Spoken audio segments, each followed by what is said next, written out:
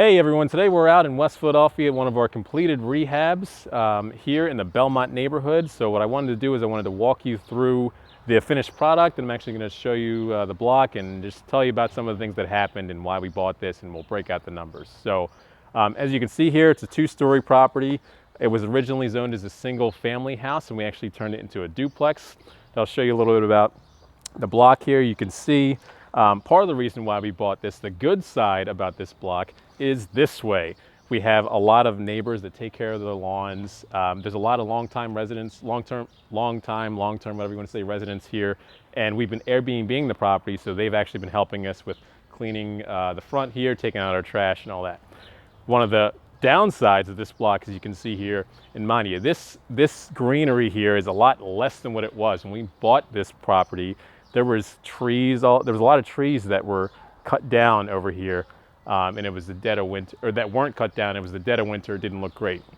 Also, as you can see on this side, one of the challenges about buying properties in the city is sometimes you might have a really nice place and next to a lot of other nice places, but then the other direction, you see we've got 3 properties here that are boarded up. We've been trying to get them, hasn't really worked out, one of which has sold during a rehab, but this investment has turned out pretty nicely for us so far. So I'll take you inside, and before we go inside, I'm going to talk about this patch right here. One of the things that I learned, or that we realized doing this, is that I actually do not like to have dirt, or whatever you call it, mulch to have to take care of here. It's better, in my opinion, to have concrete because there's zero maintenance. I wish I would have paid the concrete guy, because we had to dig up some of the concrete here to do some of the plumbing, so I wish I would have paid that guy to just concrete this whole front yard, because we have to come pull weeds out of here every 2 weeks. So in West Philly here, we've got a lot of properties with porches, which is awesome. I think it gives a really good feel that you're not right up against the street. I'm going to take you inside here. So the cool thing about, we'll start in this bottom unit here. The very cool part about the zoning in Philadelphia is a lot of two-story properties like this are actually zoned for multifamily use, although they are single families. So here, when you have a two-story property like this that's wide enough and you have taller ceilings, you're able to get a really nice apartment on the first floor. This one, we made a 1-bedroom with a finished basement, and then we were able to get a 2-bedroom apartment on the second floor. So in both apartments, it's furnished right now, you can see. Props to my partner, Stephanie Slapin. I had nothing to do with any of this design or furnishing. I'm the numbers guy and try and find us deals guy. So this apartment was doing very well in Airbnb before the whole pandemic hit and everybody stopped traveling. And now we just rented it long term. We have a tenant moving in here next week. So if I take you back here, obviously you've seen the kitchen, nice little kitchen. This is the bathroom right here. Standard 5x8 bathroom, nothing really too special to it. And then what we did back here was interesting. So when we first purchased this, and actually we finished the property with this as being 2 bedrooms, this space, as you can see. It's a very big 1-bedroom right now. Originally, this wall here went like this, and we had a door right here, and we came in and it was a really tight bedroom, and then a 2nd bedroom back here that had a weird entrance in this corner and a door in that corner, so it really wasn't that functional. So we had to spend extra money after it was done, and we tore down this wall and we created this office space in this bedroom. I didn't really want to have to spend the money because it cost a couple $1,000s to move some of the wiring and the ductwork, but it made a ton of sense. And what we realized is a large 1-bedroom apartment will actually pull the same amount of rent or very close to a tighter, smaller 2-bedroom apartment, which is really cool. So we have a little backyard here. We ended up renting it to a young professional who just, wants some yard space. Oh my gosh, still got to clean out that alley there. So, all right, we're gonna go back in, and then we're gonna go upstairs. Actually, we're not gonna go upstairs. We're gonna go downstairs first. So another interesting thing that I like about this apartment is this staircase was not originally this wide. We thought it would make sense, since we were finishing the basement area, and people are going to be moving sofas down there, and I hope someone might be moving beds down there. We actually made both of these staircases, this one and the one upstairs. We changed some of the joists around and we made them wider because you really need a 36-inch staircase to be able to get furniture down here, which you're going to see. So, and actually, what we found out after we, oh, I think some of these lights may be out down here. So this part of the video might be a little bit dark. We actually found out after we finished this place that the staircase was wide enough for a big couch to get down here, but the entrance was too tight, the turn, to get the couch down here. So we went with an IKEA couch. Still turned out to be a nice living area. When all the lights are on, this living area is very wide. The washer and dryer utility room is all the way in the back. We've got a little closet for the cable over here. And then you have this little front area where some of the meters and utilities are. A lot of places have a little 3 to 5 foot section in the front of the basement, which you're not really sure what to do with. And a lot of times you'll just want to put utilities in and then access panels for the plumbing and the meters.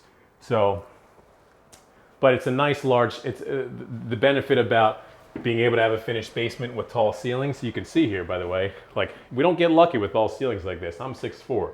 This ceiling is probably 6'8", 6'9", 6'10". A lot of the places we buy do not have ceilings this tall, and you can't make such a nice finished basement area that actually feels comfortable to tall. They might feel comfortable with someone that's 5'5", but it's not going to feel very spacious to someone that's as tall as I am. So this apartment turned out real nice overall, and it's rented for a decent amount, much more than I thought it would be as a 1-bedroom. So another thing, what else did I want to note here? Yeah, I mean, this one turned out real nice. And the second apartment you're going to see up here has very, very high ceilings. The first floor, the ceilings are probably about 10 feet, maybe 10 and a half. This apartment, I'm pretty sure we're at maybe 12 and a half, 13. So I'll walk this way so you can get the angle. This apartment, big fan of this apartment. The living area is a little bit tight, but it doesn't feel that tight because the ceilings are ridiculously tall. You can see these windows here. I mean, they're probably 5.5, 6 foot windows. So you come in here, it's like, bam! We were able to fit, we went with a 2-seater couch here, and then we went with the dining room table, and we made the kitchen a little bit larger because we figured that would, I guess, get people's eye. And the layout was a little bit tough because we had to fit, in this one, we were trying to figure out whether we should fit a washer and dryer in the unit or not. And we always lean towards putting it in the unit because it's very tough to rent places that don't have washers and dryers in there. And it's not only going to get less rent, but it's probably going to take longer to rent. So what we did was we took a little bit away from this kitchen and we put the washer and dryer closet right here so we could fit a stackable unit in this apartment. And then similar to the other apartment downstairs, you've got the bathroom right in the middle. And then in this one, since we had extra space in the back, it's the same layout as downstairs, but the cool thing is we don't have a back door. So 2 bedrooms in this one made more sense. This is a queen bed here, so you still end up with a decent amount of space with the queen, and we got a little bit of closet here, which we were worried about fitting in. And then the main master bedroom, we've also got nice queen bed. We end up keeping this side window here. We were going to just keep the windows in the back and maybe put, I don't know, maybe make the closet on that wall, but we ended up keeping the side windows. So you got a lot of light, you can fit a queen bed, and it's very quiet back here. So this ended up being a really nice apartment. All in all, 2-story duplex, like, will make a lot more income, monthly income, than a single family house. If this was laid out as a house, it'd probably be a big 3-bedroom or small 4-bedroom house, and that house might rent for maybe $1,400, $1,550, $1,600, like max. As a duplex with a 2-bedroom apartment and a 1-bedroom apartment downstairs, we rented it for $1,125, which I think we could have pushed a little bit. And up here, we're probably going to get $1,150, $1,175. So it's a big difference in monthly income.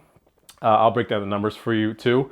So we actually purchased this. Actually, let's go in the kitchen. I'm like, it is so hot in this bedroom right here. So, all right. I should bring a whiteboard to some of these. Maybe we'll do the next one. So, to tell you a little bit about our project timeline. So we actually bought this towards the end of 2018. It was either October or November of 18. We bought it for $51,000. And I purchased it from our contractor. One of our contractors is also a real estate agent. He had an investor who actually bought this for a couple $1,000s cheaper from the PHA auction.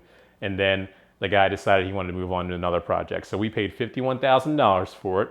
And with all the changes and all that, the original rehab budget was like 120, 125, $125,000. And we ended up going somewhere in the mid $130,000 range. We had extra things in the basement we needed to take care of. We ended up changing the bedroom layout after it was done. So we purchased it for $51,000, spent about $130,000 or $135,000 in here, and then we ended up. So the value at the end of the day, which was cool, what you do when you purchase these properties, the goal when you rent them is to refinance it and ideally get most, if not all, of your original investment back. So this property appraised at $272,000 when we were done for it. With all the interest and all that, and all the fees that we paid for the financing costs probably cost us about maybe $10,000 or $12,000 over the course of the project. It took us about a year, a little bit longer than I wanted to for this. The closing cost purchasing it was a couple $1,000s. So we were all in for about $190,000. 195 maybe, and it appraised at $270,000, and we were able to refinance and pull like 95% of our investment back. So it worked really well. The mortgage payment is probably $1,300 a month. We're actually about to refinance again because we did a no doc higher interest loan for this refinance, and I think we're paying like 7.25%, which is very high. And now that our financials are stronger and all that, and we have rental history, we can get a much better refinance mortgage that'll probably be like 4.25%. So the payment's gonna drop. The payment might be $1,150, $1,200. It'll be renting for gross income should be around $2,300, and there's enough spread there to make monthly cash flow. So that's it. That's the basic formula of how we invest and how we try and buy most of our properties. A lot of people call this the BRRRR method. So this is a BRRRR property in West Philadelphia. And thanks for watching, and I'll see you on the next one.